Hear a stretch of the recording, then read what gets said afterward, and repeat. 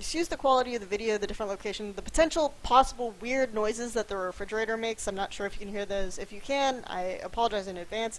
And the cut on my face, I wanted to make this, but I'm traveling. Anyway, LPL Immersion, covering the rankings of the Chinese teams following the past 2 weeks of LPL and the Demacia Cup, so this is an extra week of time between. I figured it made more sense just to go off of the 2 weeks and keep the normal schedule.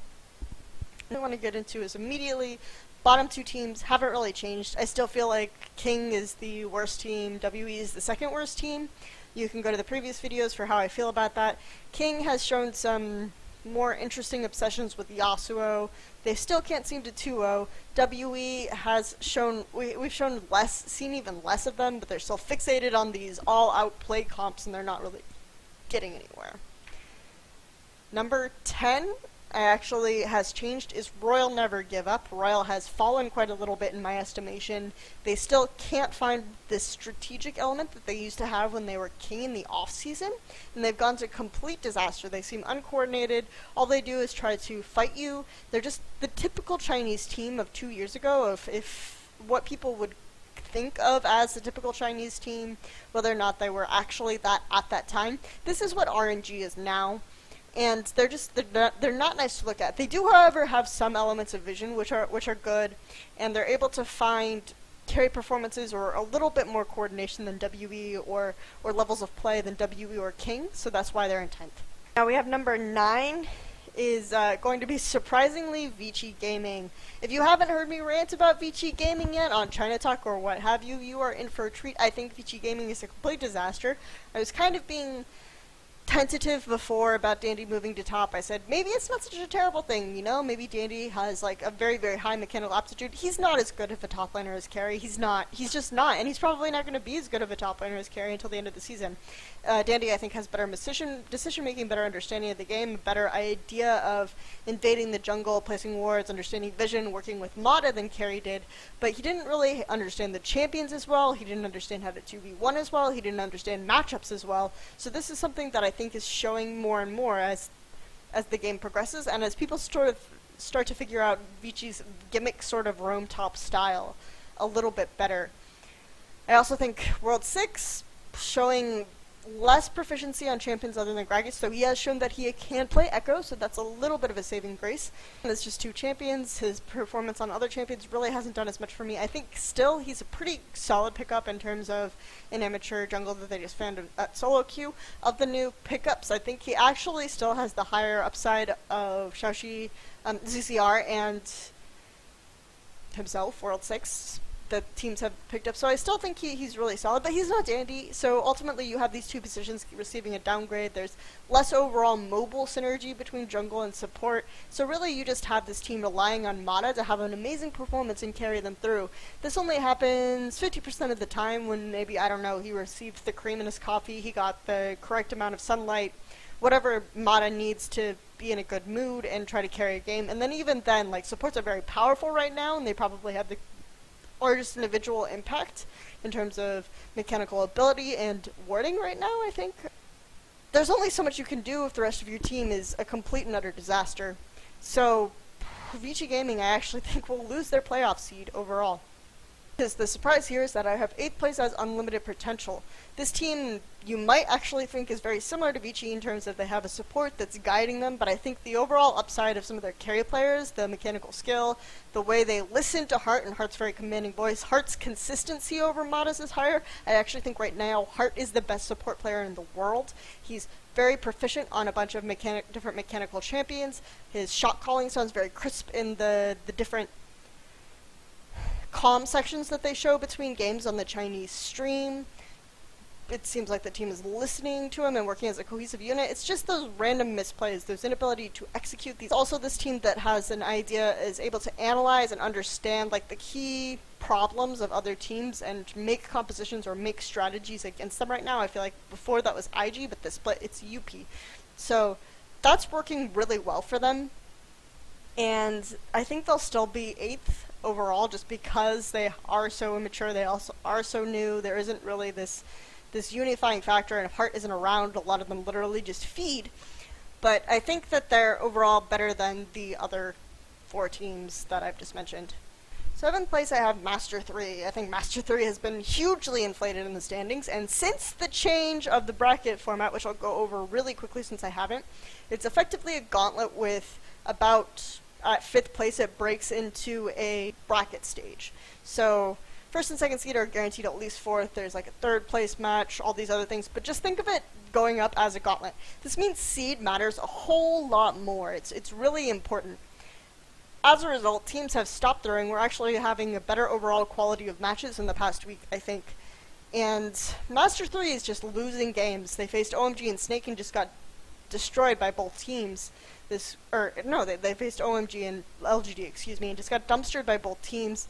And I don't see them carrying through. I think Condi is still like the backbone, the thing that holds these teams together, but he's just not overall as strong as some of these more aggressive junglers like Loveling, even, who is, despite all of his inconsistency, definitely an invade and kill you type jungle, and he sort of had his way with the map in the set against Master 3.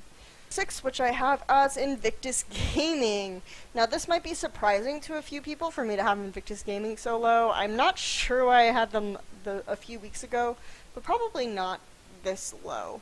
Invictus Gaming right now, I think they do really well when they have these Lulu mid compositions, like the Echo, the Yasuo, the dive compositions, but when they don't have those compositions, if you ban the Lulu, if you take that component away, sometimes if you take the Echo component away, and I think in a weird way their bottom lane is really dependent on having Janna. Like Kitties hasn't shown proficiency. This was a concern of mine last split as well, is that Kitties was very reliant on Janna and Thresh, but it's I think even become more extreme this split. And it's just not good. Like, Kid is the one player is just like, stop picking Sivir, just pick Vayne. I hate saying that, but just pick Vayne for Kid, honestly. They're not doing well as a unit. They're just very pick dependent. They seem to not care when they don't have... And when you think about it, Zatai looks like the most motivated player on the roster. If that's happening, something really, really terrible has gone wrong. So I see them at 6th place right now, which... I think they're about roughly that in the standings. It's a good place for them. 5th place, then, is OMG. They've risen a little bit since last I estimated them. I think part of that is they look really good with North. They look more like a team with North than they ever did at UZI. If you talk to the team, if you hear the statements, it's because UZI has hurt his hand. But I think... like, the difference in, and I made a video on this, the difference on a cool-centric team and a cool UCI-centric composition just causes them to clash a lot. And there are some personality issues, but I don't think they're as big as just the stylistic mismatch of having those two as your primary carries. And I think the team looks more like a unit overall if they can have North as a self-sufficient AD carry, and then Cool and Loveling doing their Cool and Loveling things around the map. Unfortunately, this is like sort of an inconsistent style, especially since Cool is a very stubborn guy, and he tends to pick champions he's bad at.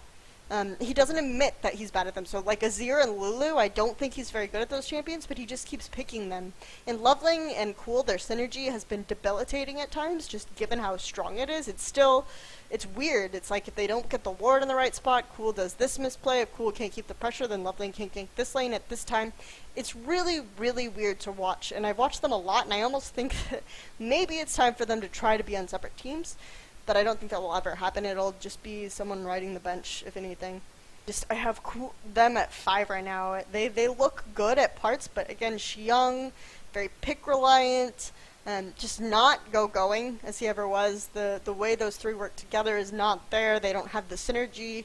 The bottom lane is still an issue. UZI might come back, and they're just not. Their drafting is still really, really bad. So they're not as solid as the top 4 that we have. 4th place team, Snake.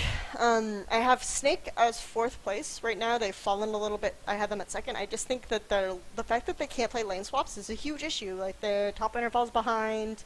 They're not as strong in that aspect. I think what they've done with their roster with CZR in the jungle, and then Martin and Ella is really interesting. It makes them a much more top-heavy unit, so that's really fun to watch. Just... the synergy of Flandra and Yu, like Flandra's leash has been let out. He can do all the crazy stuff, and then Yu can pick up the pieces at the end. And I think that works extremely well for them. ZZR, I'm still not sure how exactly he fits. He seems more aggressive early at times than Beast. with a little bit of a team fighting aspect. Beast, I think, was just really, really good at team fighting, even though he didn't have the early aggressive points, but ZZR is still a little bit inconsistent at that. ZZR, I think, will be really good at the carry junglers as they become more in vogue, like the Nidalee, if we see more Elise, that kind of thing. The Sadia Devourer type junglers, if they ever become in meta, more Runeglaive junglers. So I'm looking forward to seeing him on those, because I think his performances on Nidalee and Echo have been really solid. Top 3, Qiao Gu is number 3 now. When people talk about Qiao Gu, they look like, people say they look at Snake in disguise. Their objective control is inconsistent, they go over aggressive too many times. I think, first of all, this meta is really good for them. The snowballing the jungle meta, and yes, Swift is extremely aggressive, but I think Doinby is really, really good. Like, I'm starting to get to this point where I consider a Doinby an elite mid laner, just because I think he fits the meta better than any mid laner in the world right now, just in terms of his specific style being tailored toward the mid. So, obviously Faker is the best mid laner because he can play anything, but in terms of Doinby understanding what the meta is and just, like, picking the right champions, like, even sometimes picking tanks, which is really weird, but I think it actually really works right now, especially against, like, Yasuo compositions, being very good at the supportive style, following the jungle around. That it's not necessarily like what you think of as a typical mid, but whatever it is, he's really, really good at it, so it's really interesting to watch. And I think in that regard, he covers up for a lot of those over-aggressive failings, because he's always there to kind of do the cleanup duty, and he does that extremely well. And again, the Janna, Echo stuff, so much engage, disengage, they might be a little bit reliant on that, and I would like to see a composition or a strategy that challenges that, maybe banning those champions, banning more disengaged champions, denying the Gragas, if you also ban Echo and Janna, these types of things. I'm not sure we'll see it, or if we do, we won't see it into the playoffs, but it'll be really, really interesting if it does come out. Qiao Gu is actually really underrated when people say that. In terms of the dimensions that Qiao Gu are showing in challenging their weaknesses, in trying to play more lane swaps, and trying to develop these more strategic elements, these are things we didn't see out of Snake. Snake just really stagnated, so I think calling them another Snake is really underselling them. And part of that is there is a lot of maturity on that roster. Snake had a lot of immature and very young players, a team that wasn't really ready to develop yet, but TNT, TCT, Swift, they've all been around for a long time, and even V has been on a bunch of other LSPL teams, and he's been in the scene for a while. So just saying that this team has, like, the immaturity of Snake and the unwilling to test things and develop is just unfair to them, and I think that each of these players have more dimensions and more willingness to test styles, and they've shown this, so I think that they're going to have a lot bigger upside, and they're one of my favorites to go to Worlds overall, and I do think they're legitimately the third best team in China right now. So unless the meta changes drastically and they can't figure it out, I think Qiao Gu is going to Worlds. LGD. Now this one's really interesting. I'm really high on Xiaoxi. I don't think he's actually super good. He's about probably mid-tier LPL jungler, but he's gotten progressively better each time I've seen him. His Gragas play was really strong. His initiates, I was really worried about him on Gragas because they kept picking Rek'Sai and banning Gragas like he couldn't play it. Xiaoxi, by the way, is their new jungler. They finally have started replacing TBQ a little bit. This past week, they played 6 games. They lost the 3 with TBQ and won the 3 with Xiaoxi. And even though 2 of the ones that they played with TBQ were against EDG, TBQ had this really crucial misplay in Game 1 where he contested this invade, and he just died. There was another very similar invade by Snake, and Xiaoxi just backed away. Like, he had this understanding to leave. And I think that if it weren't for that, LGD were playing strongly enough that they probably could have even won the first game or made a very convincing attempt at it. So I don't like blaming a single player, but I think Xiaoxi overall improves their loss mitigation, and he's got a very good engage sense with TBQ lacked that I think can actually propel this team to be the best team in the world, or at least the best in China. So I'm really looking forward to them playing more with Xiaoxi if they decide to go through that route and don't break my heart, and then seeing them advance more and more. So I think LGD right now, some of the strategic elements they've shown, the really interesting lane swap scenario that they show with Snake where they sent the bottom mid, after a while, after Godview got level 6 and Godview went top, Flame went bottom. This sort of really interesting understanding of the map and of matchups, of where they're putting each player, some of the way they move, the way they push the 1-3-1, the way they challenge the lane swaps in the early game. LGD is just really solid and overall strong strategic team, so having a good jungler on top of that, or at least a decent jungler on top of that, will could easily propel them to Worlds winning status. Gaming, they look like they're back to an extent. They also have some of that shakiness that they showed at some of their weakest points, and I think it's just because they haven't played as much with Koro 1 now that he's back yet. Interesting that Koro 1 and Pawn, and they immediately start playing with the roster when their new format is announced. I'm not saying that, you know, those players weren't injured, but I just want to point that out, that the first time we see the World's roster in a while is with the coincides with the announcement of this new format. Edward Gaming looks really strong, like gangbusters, just like attacking, being very aggressive. They have this really strong team fighting they used to have. It's just they showed some weaknesses and some misunderstandings of pressure against IG that they hadn't before. Against LGD, they looked amazing.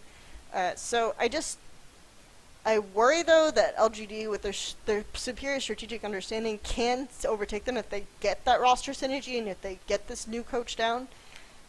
But overall, right now, ADG looks really, really powerful, so I'm excited to see them back.